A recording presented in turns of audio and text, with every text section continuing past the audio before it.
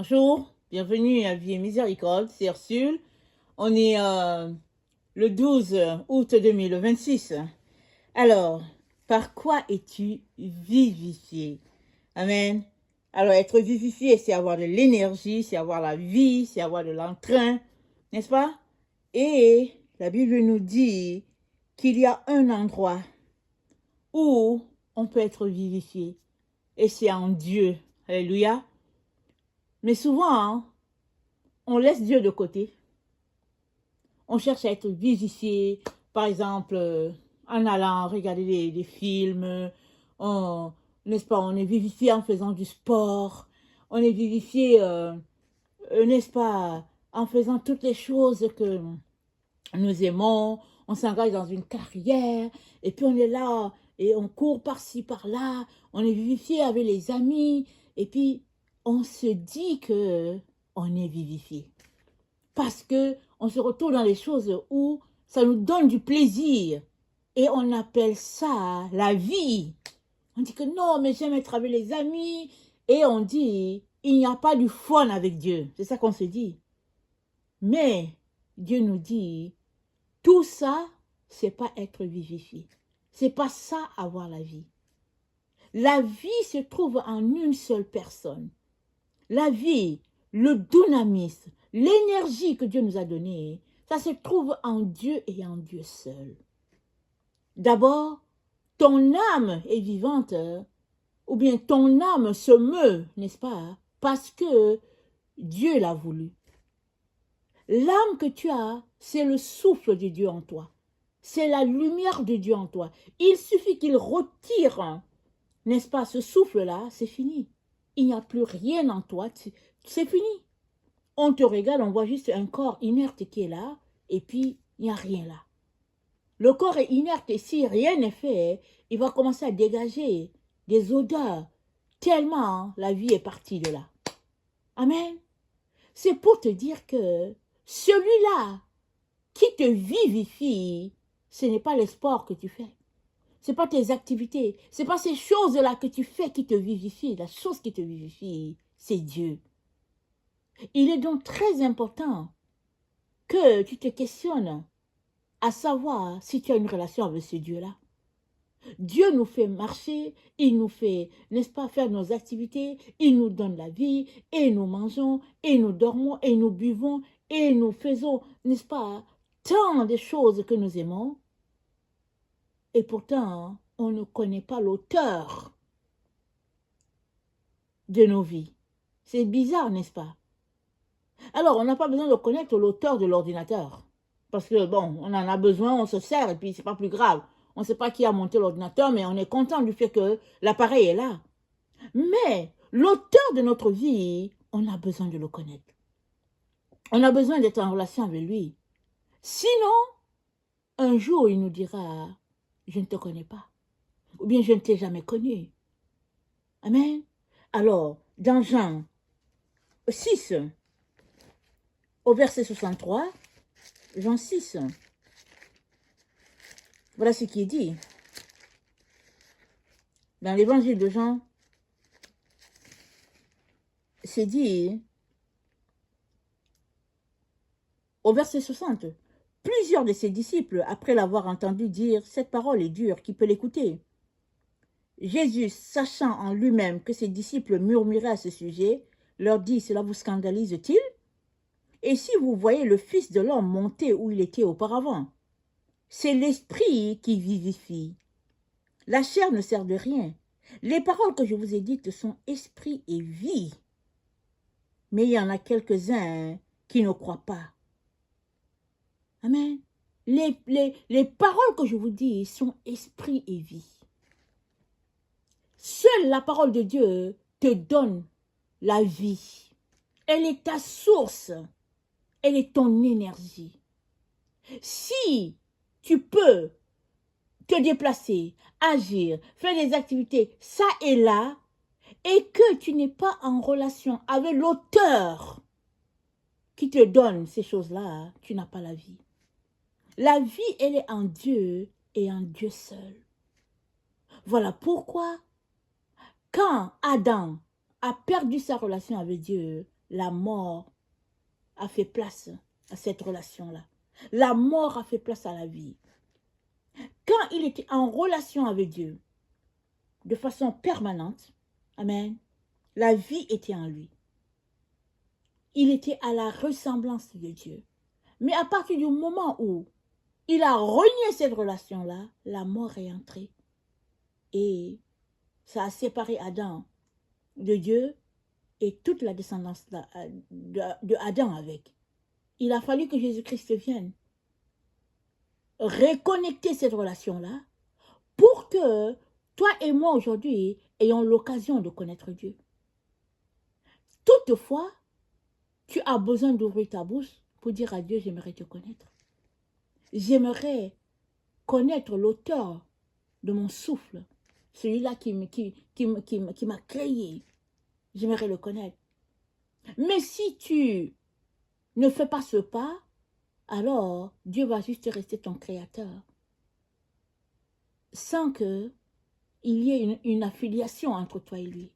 Et pourtant, c'est important d'avoir, n'est-ce pas, la relation de père à fils ou bien de fille à père, c'est très important. Parce que Dieu nous a créés pour que nous puissions être en constante relation avec lui et pour que nous puissions participer à sa nature en, n'est-ce pas, nous associant à son œuvre sur toute la terre. Et ça demande que nous puissions laisser de côté tout ce que notre chair aime et que nous puissions connecter avec ce que Dieu, n'est-ce pas, nous dit de faire, c'est-à-dire avec son esprit.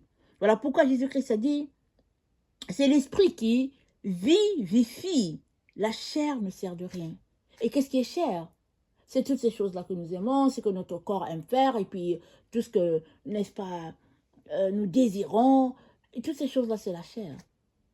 Et la Bible nous dit que tout ce qui est charnel, n'est-ce pas, ça mène à la mort.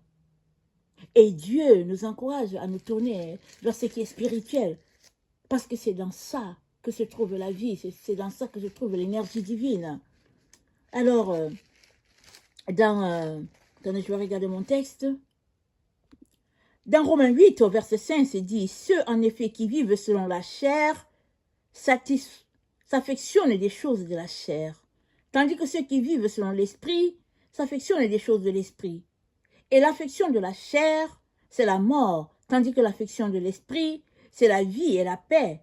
Car l'affection de la chair est inimitié contre Dieu, parce qu'elle ne se soumet pas à la loi de Dieu et qu'elle ne le peut même pas. Or, ceux qui vivent selon la chair ne sauraient plaire à Dieu.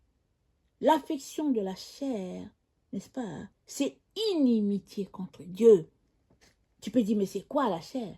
C'est le fait de marcher selon tes désirs, selon la séduction de ce monde. C'est ça, la chair.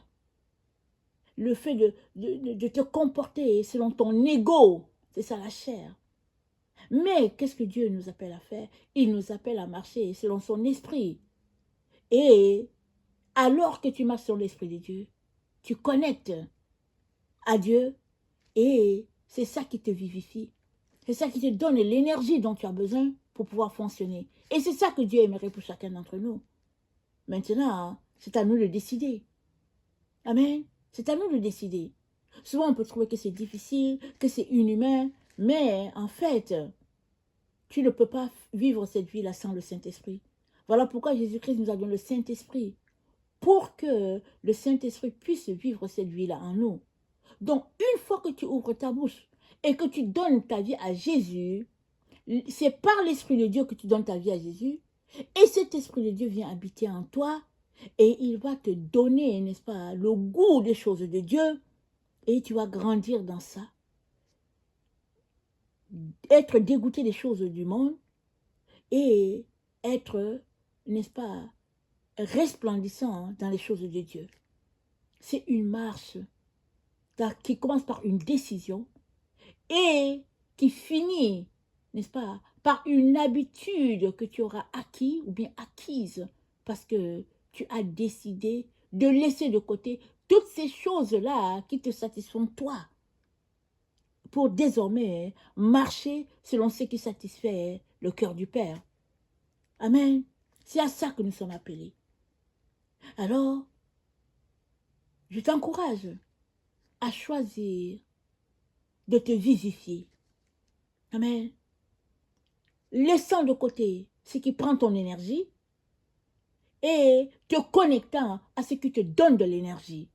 Et c'est Dieu qui te donne de l'énergie par son Esprit Saint. Amen. Et Galates 5, au verset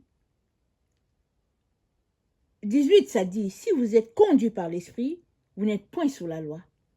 Or, les œuvres de la chair sont manifestes. Ce sont l'impudicité, l'impureté, la dissolution, l'idolâtrie, la magie, l'inimitié, les querelles, jalousie, animosité, disputes, divisions, sectes, envie, ivrognerie, excès de table, les choses semblables, je le dis d'avance, comme je l'ai déjà dit, que ceux qui commettent de telles choses n'hériteront pas le royaume de Dieu.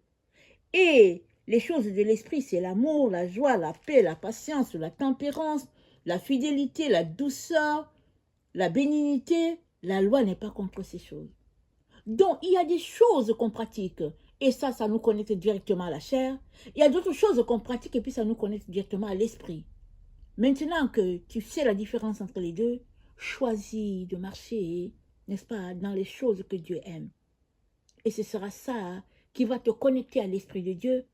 Et chaque jour, n'est-ce pas, alors que tu décides de laisser de côté toutes ces choses-là qui te drainent vers le bas, alors l'esprit de vie va grandir en toi et tu vas ressembler de plus en plus à Dieu, laissant de côté les choses, n'est-ce pas, qui te tirent vers le bas, qui sont les choses de la chair. Et ce n'est pas des choses qui se passent de manière automatique, du tic au tac, non. C'est une décision que tu fais. Alors que tu as décidé de le faire, c'est-à-dire de marcher par l'Esprit, le Saint-Esprit va venir habiter en toi, te vivifier, te donnant envie de faire plaisir à Dieu, de marcher comme Dieu aime, et puis te donner le dégoût des autres choses que Dieu n'aime pas. Amen. Je t'encourage donc à le faire. Amen.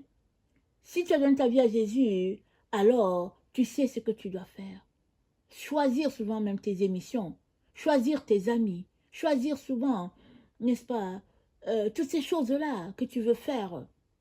Et si tu n'as pas encore donné ta vie à Jésus, voilà le moment de le faire. Il te suffit d'ouvrir la bouche, de reconnaître que Jésus-Christ est mort pour toi, de lui demander de venir faire sa maison en toi, et il sera là. Il va tout simplement t'aider. Il va venir loger en toi par son Esprit Saint. Et chaque jour, il va t'aider. Alors que tu ouvres la parole de Dieu, alors que tu pries, alors que tu lui adresses des louanges, il va venir t'aider. Et tu vas grandir. Et il va se révéler davantage à toi, afin que tu puisses entrer parfaitement dans ta destinée. Amen. Que le Seigneur bénisse sa parole et que sa joie nous fortifie. Alléluia et Amen. Amen.